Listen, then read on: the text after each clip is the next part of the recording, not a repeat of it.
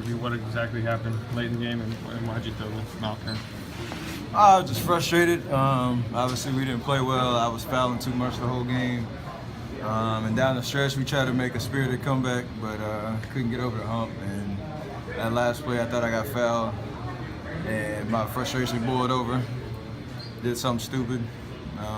Deserved to get kicked out, and that's what happened. Obviously, learn from it and try not to do it again.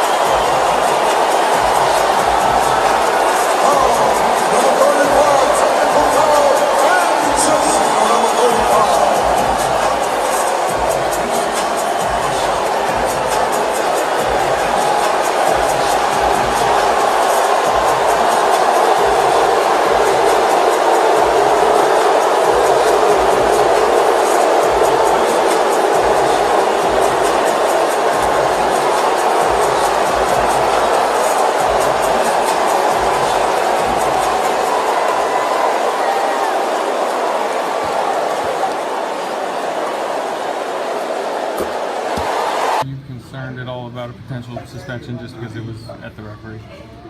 No, if I tried to throw it at him or hit him, I would have pretty good aim.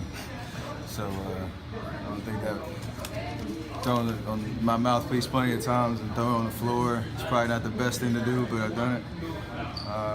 Own up to it and don't think it's suspension or anything. My pockets would be a lot lighter for sure. So, I mean, it wasn't directed at the ref at all?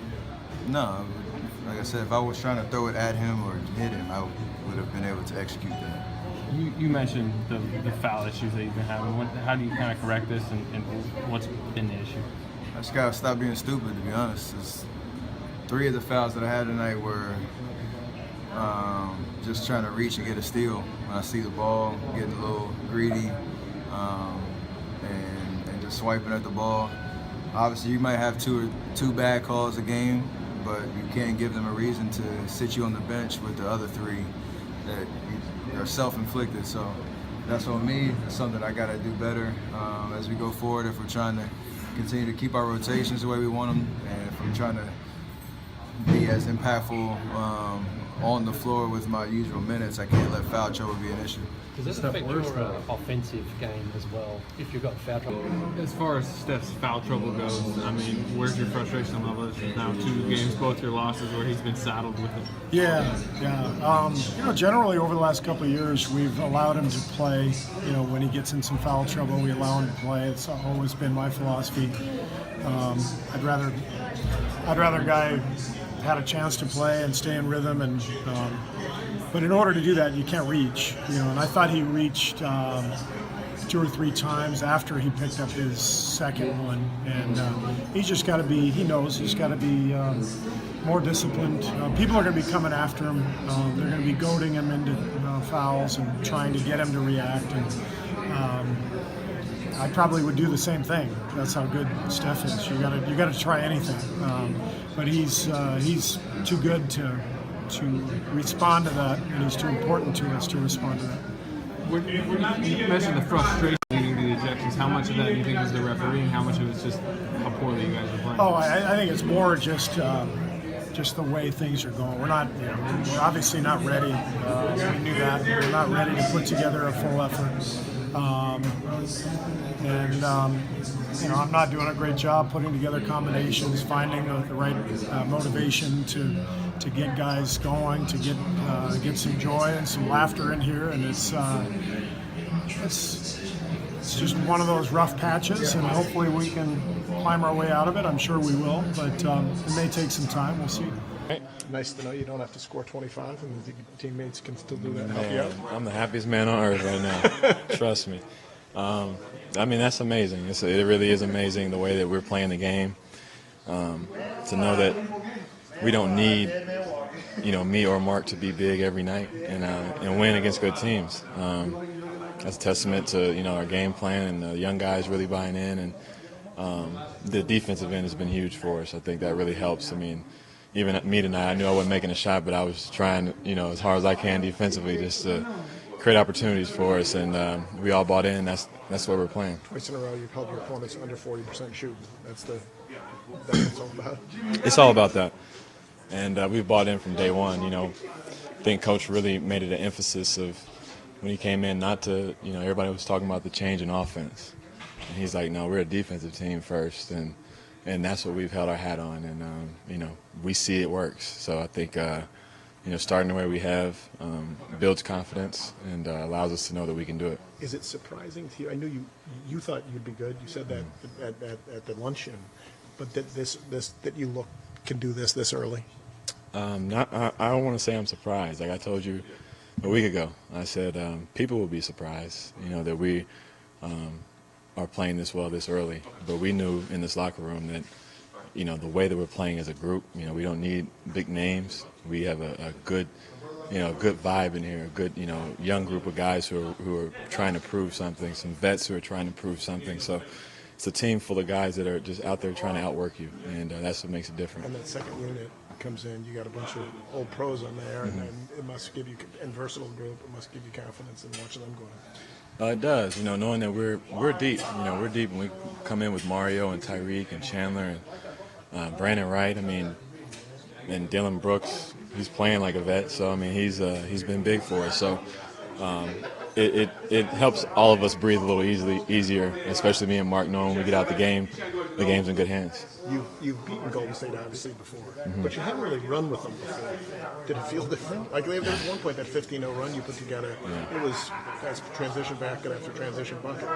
Oh yeah, it's a little different, the way that we won this one. But like I said, at the end of the day, no matter how much we run, it was all dictated by our defense, and that's something we've always done. It's just that we haven't been able to get out in transition as quick as we have to start this season. And James Ennis was a big factor in that early and later in the game. So just having guys that want to run and get up and down is fun. Like you said at that luncheon, that you guys had this quiet confidence. You guys are going to be pretty good. I know it's early, but is this validation of that feeling, I guess, in this locker room? It's just a start, man. It's just a start. We're just trying to improve each game. This team is, we don't think we've made it anywhere. The team we played tonight is the best team in the league and one of the best teams in the league. And we wanted to see where we were at matched up against them tonight, and we played well. We had a good game, but we're just going to keep building, keep learning. Keep trying to bring these young guys along the ride with us, and get us ready for hopefully this quick start. Is it easier though when you have success? It sort of validates to yourself that it's working. Let's keep doing this, and even more so. Yeah, it definitely does help when you have success, especially with something new. A new defensive scheme, a new offense. The way we run, if we would have lost the first two games, you might have been scratching your head like, man, maybe this isn't for us. Or, some people can lose confidence that way. But for us to get some good wins under our belt early and do it in different ways, and different guys stepping up in different nights, I think we're happy with it. Thoughts on Mark? He had said he'd never had 17 free throws before. Thoughts on Mark's game tonight? He had 0 last game, so he was just trying to even it out. 17 is good. Now I'm happy with his aggression. We talked about it. We wanted to get him to the free throw line, just be more aggressive, and he did that. And he carried us tonight, man. He was a MVP tonight. You're headed off to another pretty good team. Yeah. What are you expecting in Houston?